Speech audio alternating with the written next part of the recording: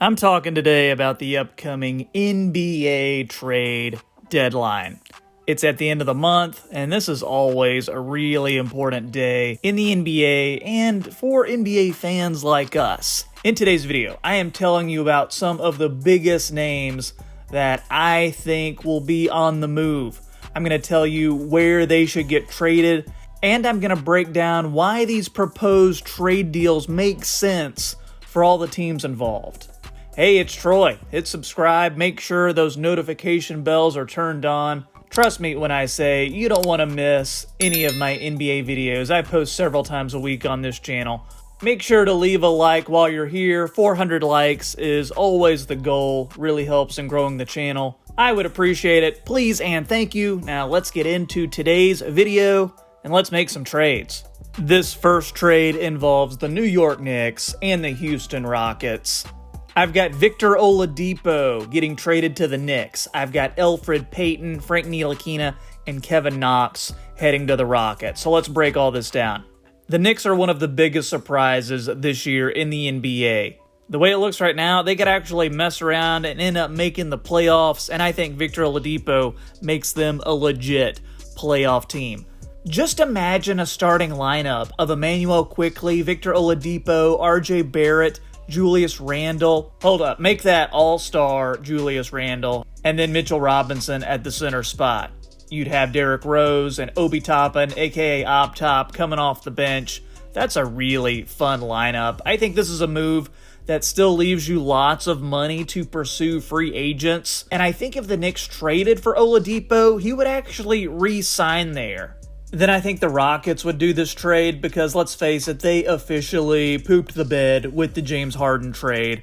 I don't understand how you trade James Harden to the Nets and the two best players that the Nets send out, and Karis LeVert and Jarrett Allen, don't end up in Houston. They end up going to other teams. It makes no sense to me. So the Rockets have to salvage some sort of value from this trade. And yeah, I know they made a half-hearted offer to Oladipo that he promptly turned down. He's not going to re-sign with the Rockets. They have to trade him for something, trade him for anything, or else this James Harden trade looks even worse than it already does. This next trade involves the Orlando Magic and the Oklahoma City Thunder.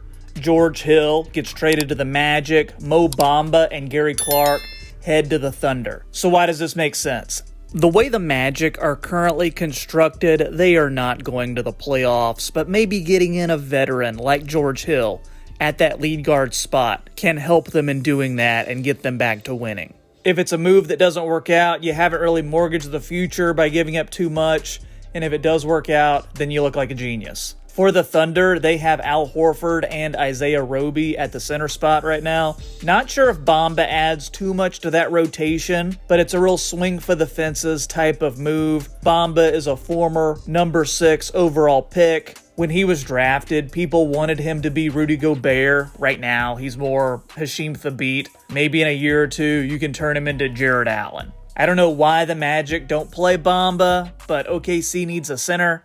In this trade, they get one. Maybe it works out. The next trade involves the LA Clippers and the Toronto Raptors. Toronto fans, put down the maple syrup and get ready to type out a nasty comment because I am trading Kyle Lowry to the Clippers. Lou Williams, Patrick Beverley, Ivica Zubac, and Mfiondu Kabengele. Apologies for Mr. Kabengele. I'm sure I've massacred your first name. You guys are going to the Raptors. The Raptors need to get real. Kyle Lowry will either be leaving now or in the offseason. There's too many rumors about Kyle Lowry wanting to be traded. There's too many rumors about the Toronto Raptors organization open to trading Kyle Lowry.